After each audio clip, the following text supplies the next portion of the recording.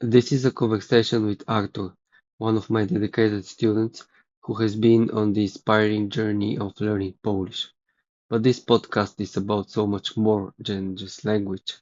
Artur opens up about what it means to reconnect with your roots, find your voice in a language you once spoke as a child, and how photography, travel, and technology shape his perspective on the world. What starts as a story about learning Polish turns into a deep and honest reflection on identity, education, and the digital age we live in.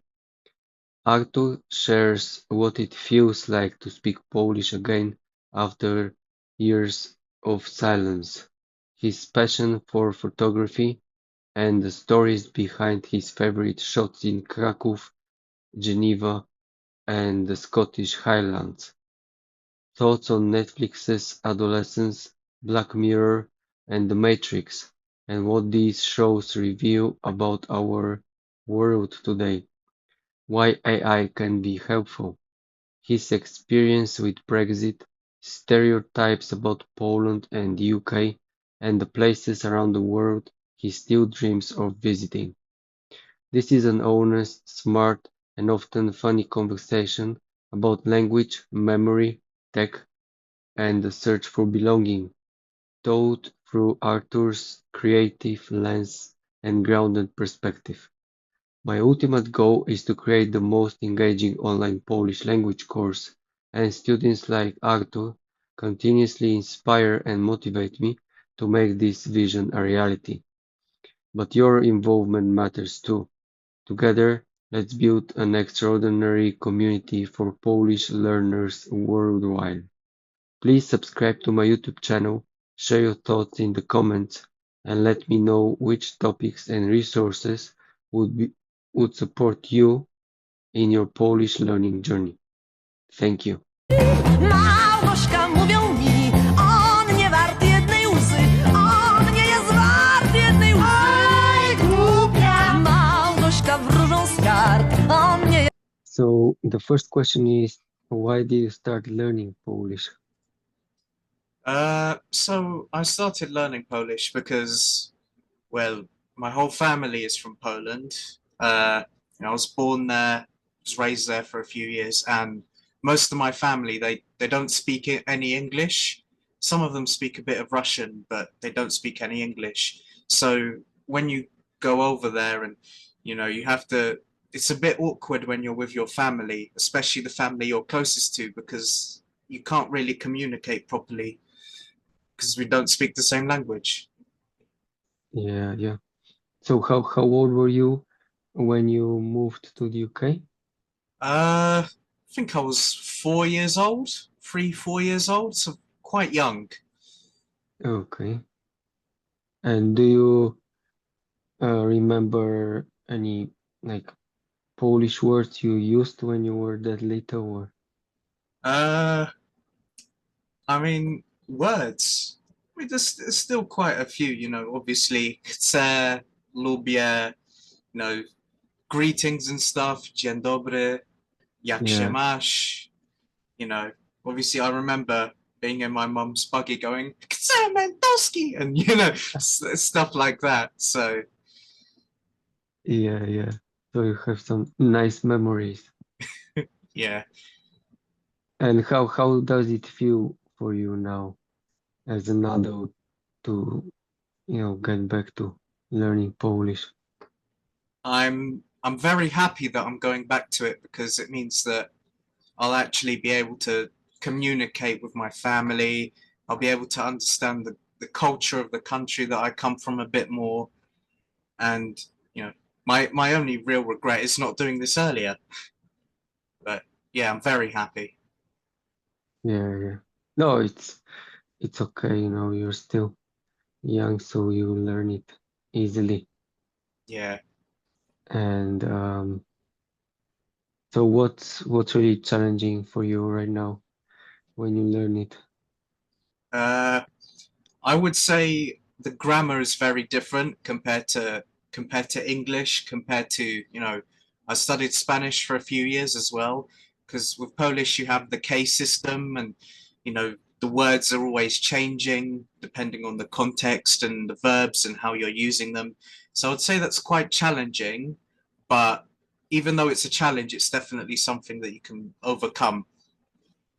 It's not the Yeah. hardest language in the world. Yeah, yeah, exactly. Good thing I'm not from Finland. Or from Hungary. Oh, definitely. Yeah. Um, so do you feel like since you've started learning it, and do you feel like more connected now with your Polish family?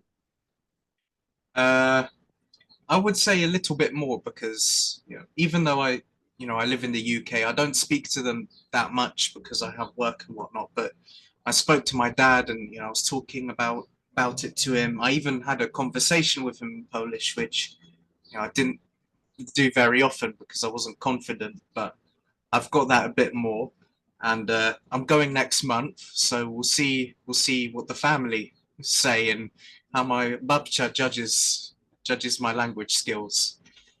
Yeah, yeah, yeah. So when was the last time you were in Poland? Uh, my 20th birthday, so in October. Okay, Yeah.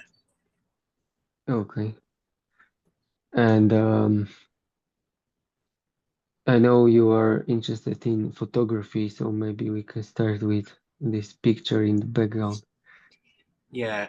So I can't remember when I went to Kraków. It wasn't that long ago. How long? I can't remember, but I went to Kraków and, I went around the city. It's a beautiful city. The architecture is amazing. The shops are amazing. The life it's a very nice city. And I got the privilege of going up the, Wawel Castle. And here is the view of the whole city from the top of that castle. It's a beautiful view. It's much nicer in real life than in a picture. Yeah, but the picture is also very good. I hope so. Nice. Yeah, yeah, nice colors and the sky. Yeah. Yeah. So when did you start taking pictures like that? Uh, I mean, I bought my camera a few years ago so it was a used camera. I bought it in a shop because I saw pictures online of, different things. And I was like, oh, I'd love to recreate that rather than using my old rubbish phone. So I bought it. I used it a lot, but obviously I wasn't very good. I was rubbish. Yeah, when I look at my old pictures, I'm like, ugh. But then I had a conversation with a colleague at work, and he loves photography, and we were talking about it, and he was like, "Oh, so what editor do you use, or how do you edit, and what things do you do?" And I'm like, I haven't really tried that too much, a bit, but and so I was taking advice from him. He was telling me, "Oh yeah, this is how you can change the color up. This is how you can, change this and that to bring your pictures to life a bit more." So I practiced that a lot, and well, it's worked. Yeah, yeah, So yeah. even though the You, picture's quite nice, the camera it's really old. I think it's 11 years old now, maybe 12. So okay. it's not all about the camera.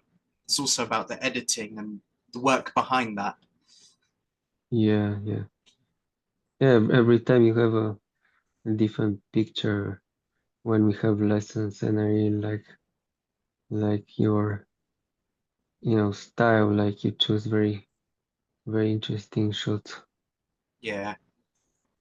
Um, so what's your favorite place in Poland? My favorite place. Yeah, maybe when it comes to pictures or just in general. I mean, in general, I would say, my hometown of Konin. Obviously, that's where my family are. That's where I've been visiting every year. So I'm very Yeah, familiar with the city. But the nicest place I've been to is probably Szklarska Poręba. Beautiful, okay. beautiful. You've got the mountains and the landscapes, waterfalls. It's beautiful. And the architecture and the towns is really nice as well. It's definitely a place I want to go back to. And what kind of places you like to take pictures of, like more nature or cities? I would say it depends really. I quite like a combination of both. So like in this picture behind me, you have the city, but you've got this very nice park right in the middle. One of Yeah, my exactly. favorite pictures that I've ever taken is in Geneva. You have this river that splits into two and they're different colors. And then you've got the whole city, ahead of you. Then behind that, you've got all of these mountains as well. So you've got this two different colored rivers going into the mountains with this lovely city in the middle. Or even when I Yeah, went to the top of the mountain outside, you've got this beautiful, view of Geneva, but all around it's mountains and the lake. And so that's a kind of, I like to bring them together. yeah, you explain it so well. And now I want to visit, man. Well, if you've got a good wallet, that's it's a lovely place. Not Yeah, cheap though, yeah, not cheap. yeah. So, what is your favorite place in the UK then? In the UK, I have to Yeah, say the Scottish Highlands. The Scottish Highlands are just so beautiful. Like naturally, you have all of these beautiful mountains, lochs, rivers, waterfalls, all over the place. And you know, you look at it in a picture and you're like, that's beautiful. But when you actually go there, you're like, it's stunning. The first time I went to Scotland, I was with my babcha, and I saw this town outside of Glasgow, and I was like, okay, might be nice. It's called Balloch, and even though the sky was grey, the weather wasn't great. We took a boat cruise along this lake, and it was stunning. All of these islands, the mountains, the clouds, yeah, amazing.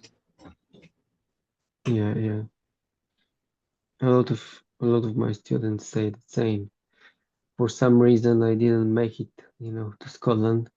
I lived for 5 years in Birmingham, and I went to Wales. Also, I saw very nice places in Wales, in England as well. Mm, So yeah, next time I'm in the UK, I'll have to finally see Scotland as well. you have to, you have to. Um, so we talked yesterday. You reminded me about the a new season of Black Mirror. And did you have time to watch any new episodes or? I watched a few of the new episodes. I think I have 3 new episodes left to watch. So I've Okay, watched I've watched quite a few. I watched the okay. first one, the second one, and the part 2 of USS Callister. That was fantastic. It's a very good season so far. Yeah, I only managed to watch the first one, Mm, and as always, it was crazy. But before we move to the new season, tell me first, what's your favorite episode from the old seasons? the old seasons. So it's a very difficult choice. I would say there's 2 that tie in really. So the first one is this one where there's like a sort of where people rate each other. It's like a sort of futuristic social credit system where you have to have this amount of stars to get this discount or to fly or to do this or to even talk to people. If you've got a low rating, people don't talk to you. And I love that episode because even though the sort of technology in it is very realistic, it can actually sort of apply to the modern age. Like you could say social media, but even at a push, a country I'm not going to mention already uses this sort of system to monitor their people, to, all of this AI technology to watch what you're doing and to give you points. And if you've, been committing crimes or jaywalking, and then you're not able to travel around the country. So can be interpreted into the modern day. So I really like that. And the other one is it's called Shut Up and Dance. So it's where you have this character who's being instructed to do tasks and work with other people. And, you think you kind of develop a sort of bond with the character. You kind of feel sorry for him because he's doing all of these crazy things. He's robbing a bank. He's, all of this running around under a lot of pressure. And then the thing I loved is that the plot twist before he has to fight to the death, where you find out that actually you've been feeling sorry for a very horrible person. And Yeah. they, on his phone, they send you a picture of a troll. He gets sent a picture of your troll, and you're like, but us as the audience, we are the ones that have been misled. So I love that. Yeah, yeah. Can you imagine like maybe in the next season that this will be like season 8, right? Yeah. Like an episode where you have this Polish language teacher and he, forces people to learn Polish grammar and things just get out of control. Uh, I think in the case of like a very futuristic technology, I think it might not just be a Polish teacher, it might be a sort of brain chip that you can actually download knowledge into your mind. You can, okay, pay us £200 and we'll download a Polish package into your brain, things like that.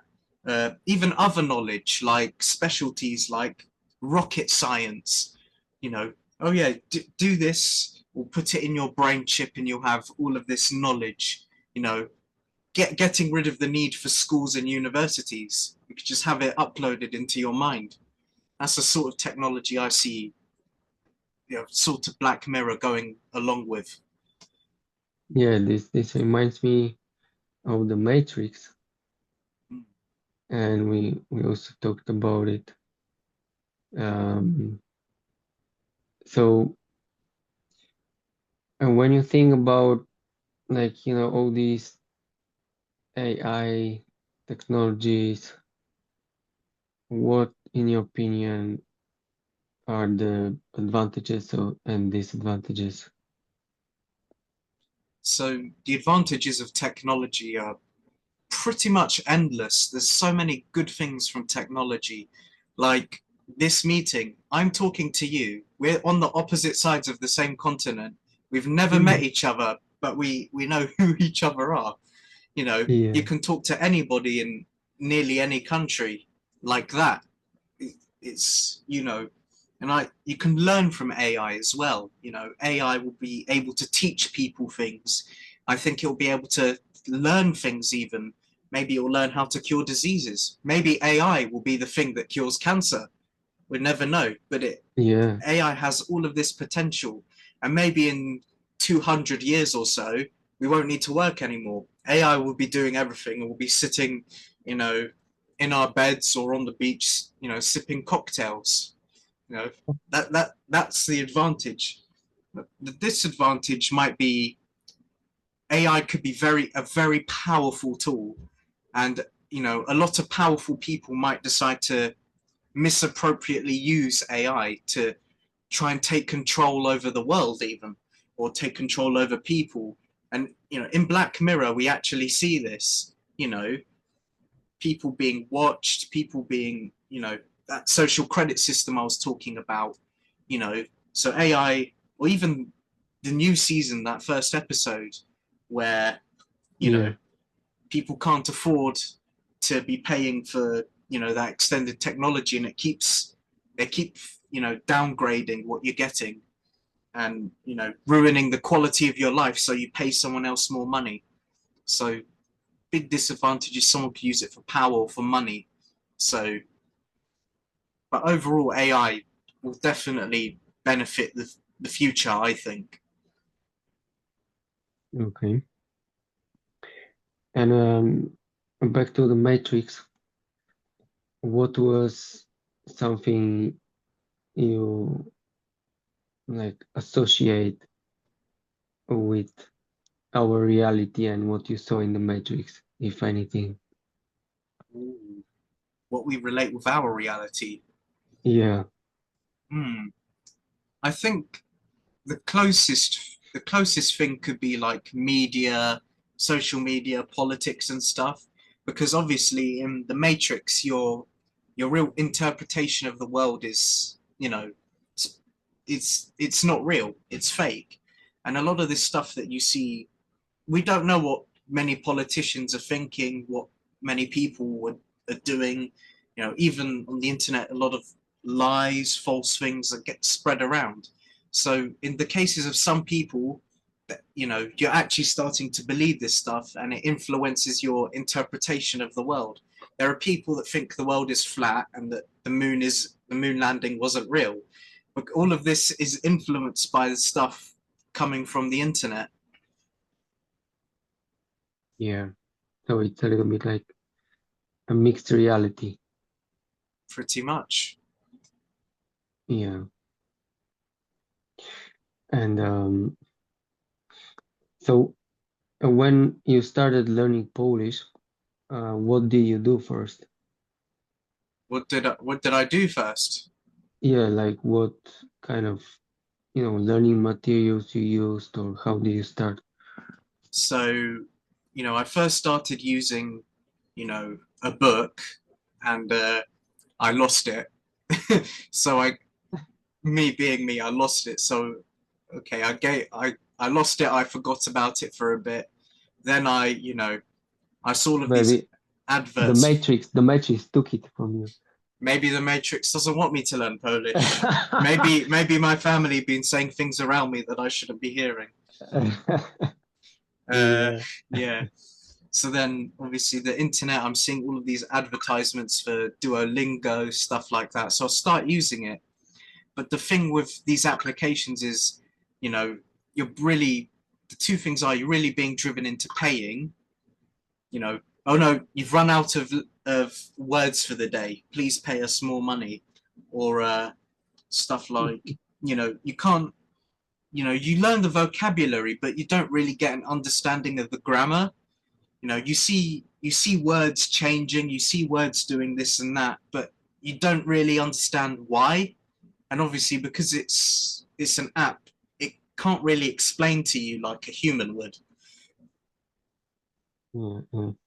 And then, so yeah, obviously after that, I went to meet my cousin in Poznan, walking down the street one day, and we were talking about uh, how I don't really, speak Polish, and how it came to that, and what I could do to maybe start learning. And we were talking about things like me finding a Polish wife, me going to Poland to I don't know, become an educator of the sorts. But then we started talking about actually online lessons, because and I was like, I haven't really looked into that much. Online lessons are great. The flexibility you still have a human being to talk to. And then I stumbled on you, so here we are. Yeah, yeah. So your cousin basically, this conversation drove you there. Yeah. Yeah, nice, nice. Um, so can you tell me a little bit, like a little bit about your experience with education in the UK? My experience of education in the UK. Uh, Yeah, like you grew up in this UK school. Were there, for example, any other Polish kids, or what kind of environment did you have there? so it because I grew up in East London. With London, it's like a huge boiling pot of people from different places. So in my area, in my school, not many Polish people at all, but so many people from so many different places. It's like a huge cultural melting pot, basically. And so, does who you are doesn't really matter, but people take an interest in other people's culture. Like, oh, what did you eat, or what do you do, or what are you celebrating? So, that's fantastic. Yeah, yeah. Um, two weeks ago, I heard a podcast with Maria, with a student from Spain, and she told me about this series, Adolescence.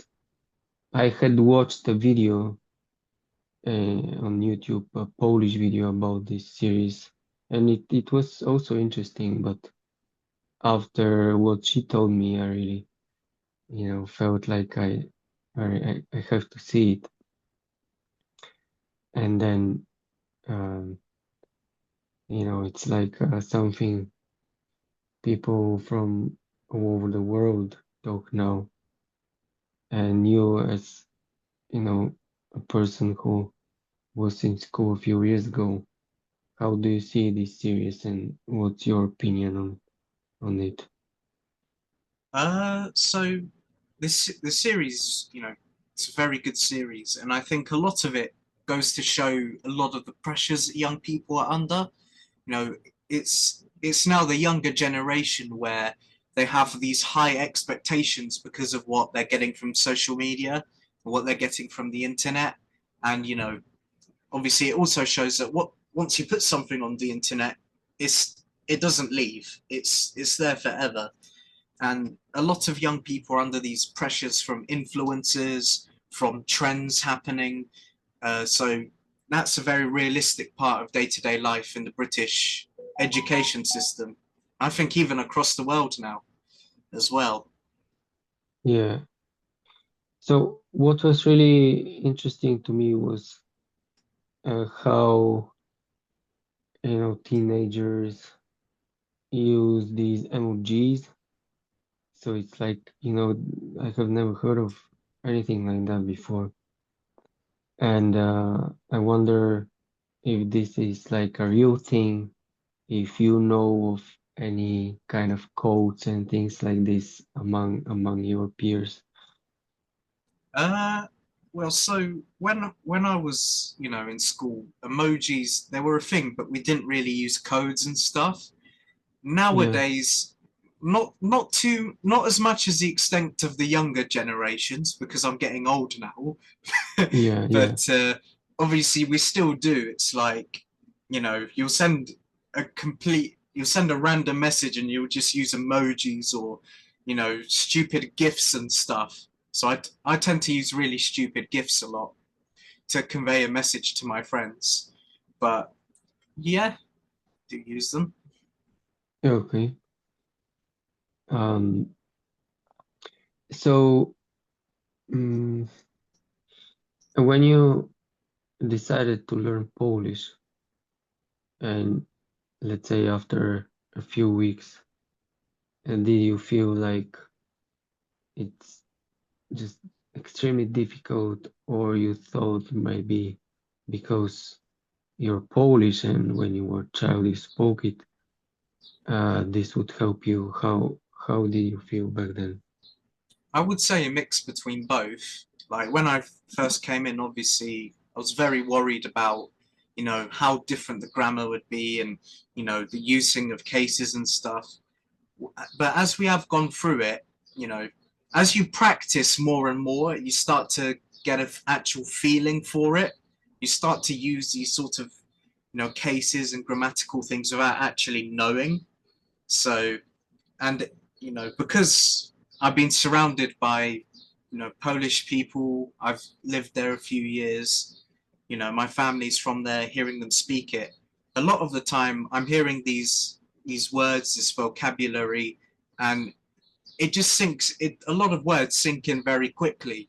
I was cycling on my bike the other day and I was thinking, I can't remember the sentence, but I was thinking about a Polish sentence that I would say or something, and then I started the sentence with szczególnie, and then I was like, wait, how do I remember that?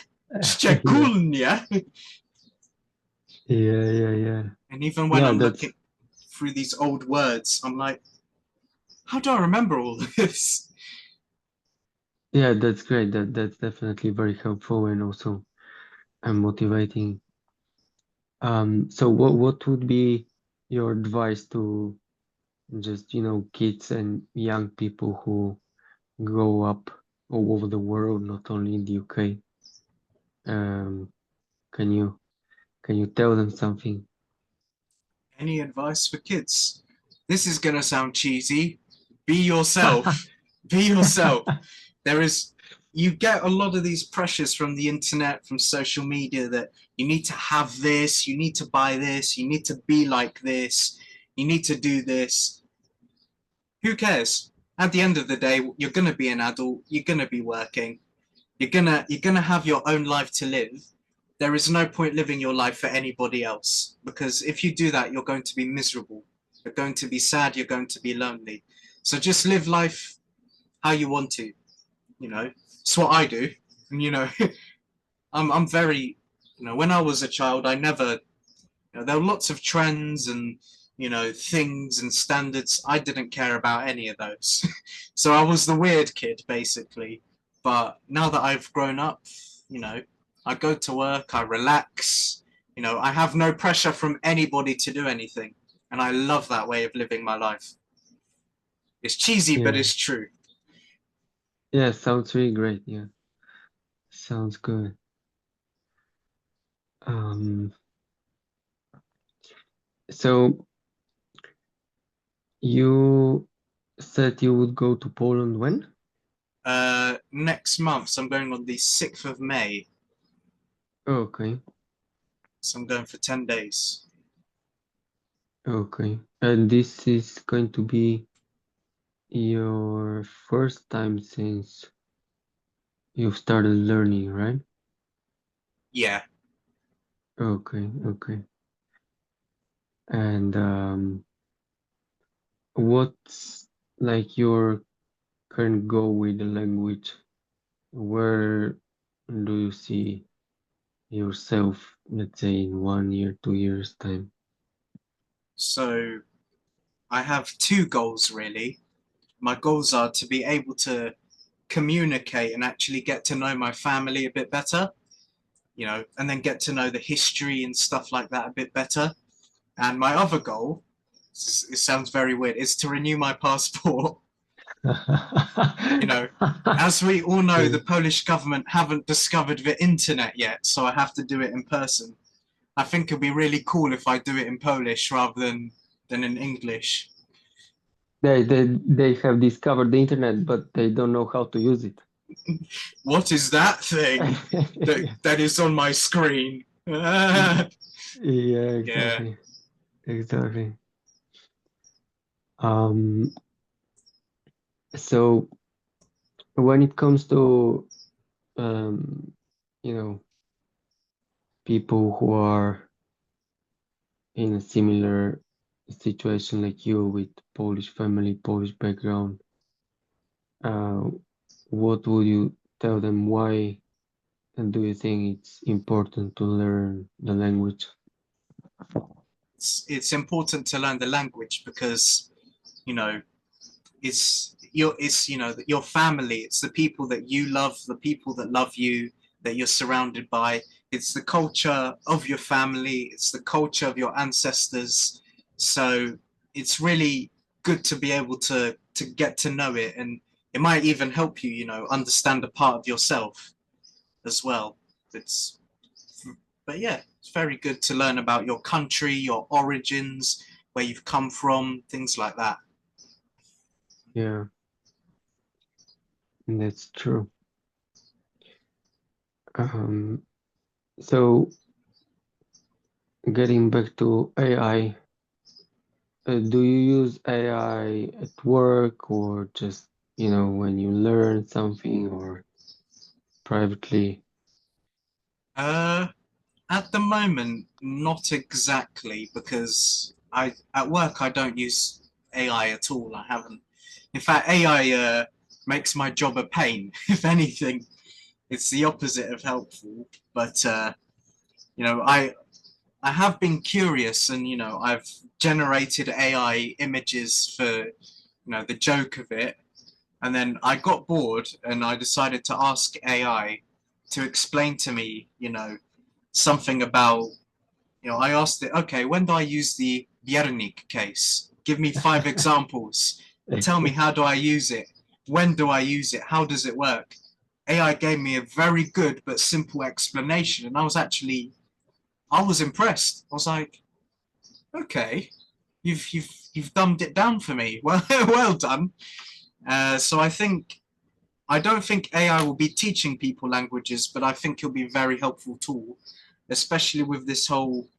A lot of these applications are making things where you can practice your language skills with AI. I think that's going to be a big thing, especially, and asking it for little bits of advice and stuff.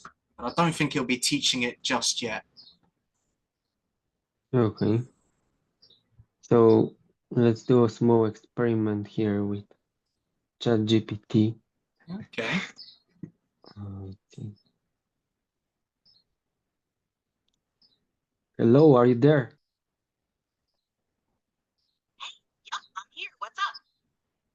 And do you know what I am doing now? You're prepping for your podcast with Artur, right? Yes, yes, we are on the podcast right now. Do you want to say something to Artur? Oh, that's awesome. Hi, Artur. Have a great chat, you two. Yeah, I think he is impressed right now. Can you tell us what's your vision for the future of learning languages with ChatGPT?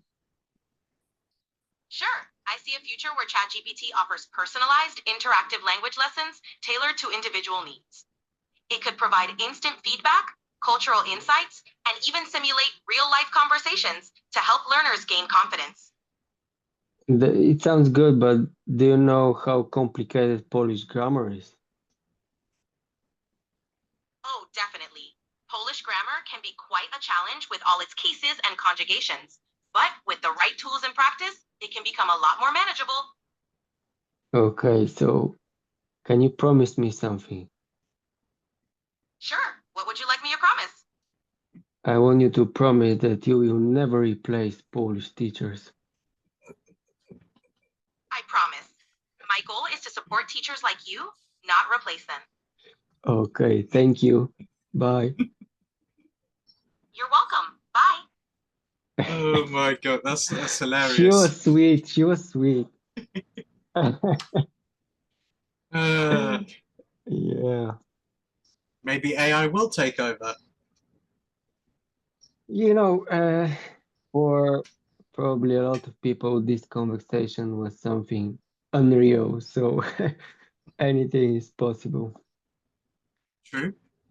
Um, so let's say you want to move to Poland one day.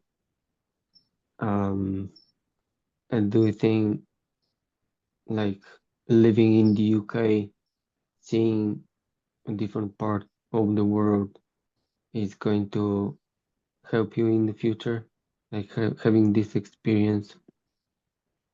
Yeah, definitely. Because when you travel to different places, you get an understanding of different environments, different cultures, you know, different ways of thinking, things like that, different attitudes to life even.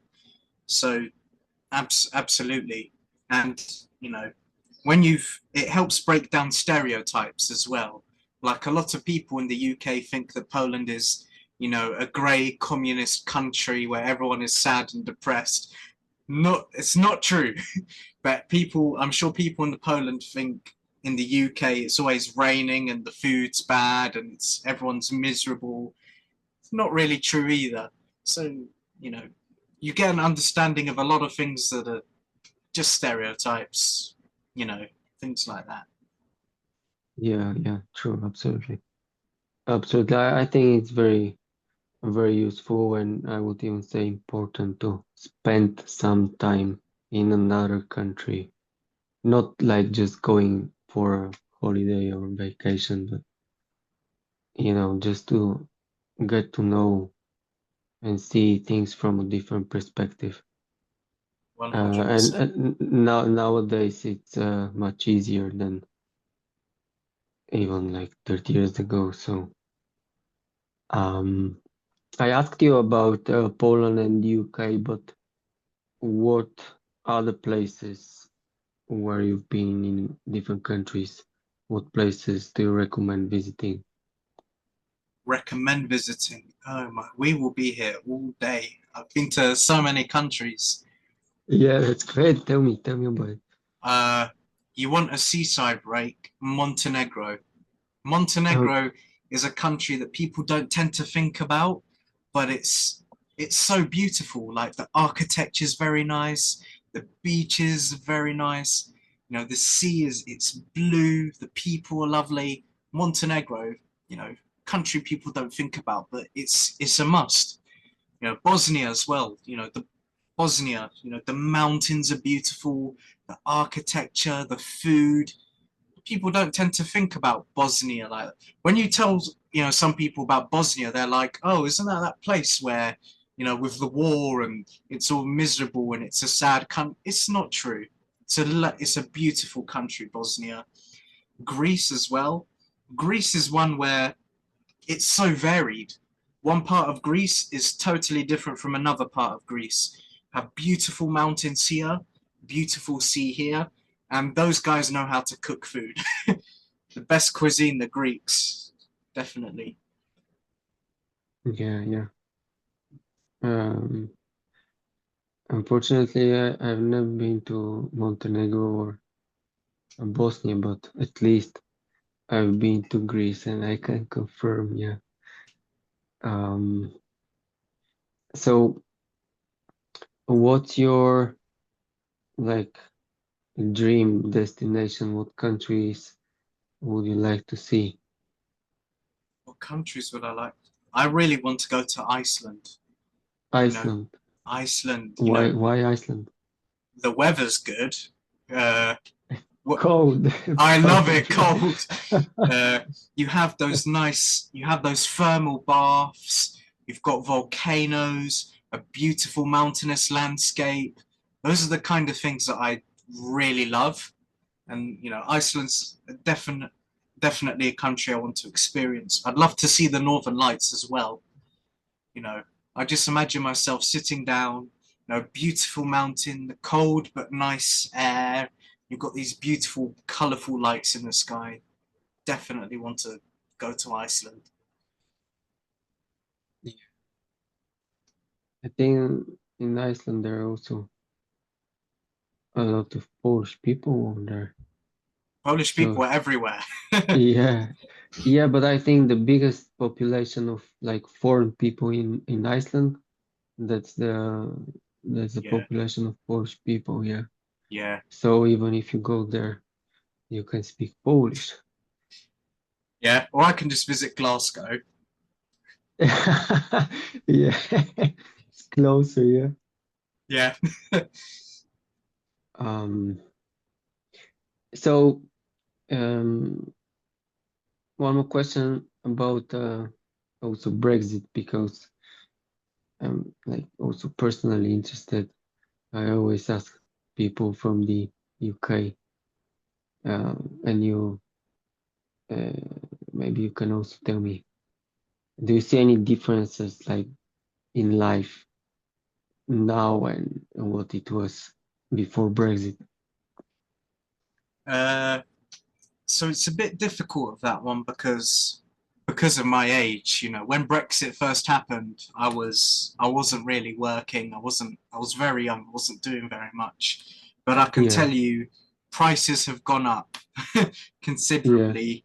You know, we have so many worker shortages in many of our public sectors. In healthcare there's shortages.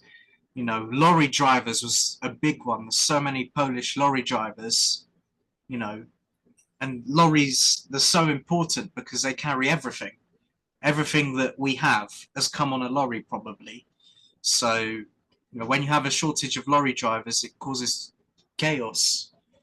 you yeah, know yeah, Products have definitely become more expensive as well in the shops because obviously a lot of things are imported. You go to Lidl, you look at your chicken, from Polish chicken. you know Lidl, they get their chicken from Poland. They get your toothpaste, that comes from Poland. Vaseline, Poland.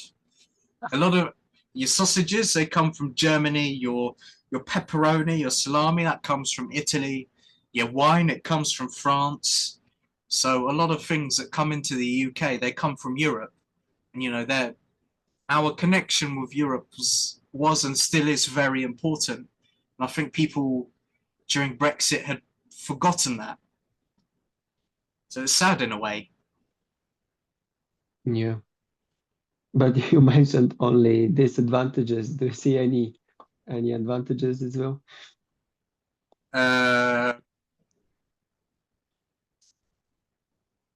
Maybe you don't. Maybe there aren't, I got British citizenship 2 years ago, and blue's a nice colour on the passport. That is the only advantage that I can tell you. It's the colour of the passport. That's it. Okay, I didn't know the color changed, but yeah, the colour this changed. This is definitely an advantage. I will remember. Blue passports, yeah. There's videos of Boris Johnson going, blue passport. So yeah. Most expensive thing I own is that passport.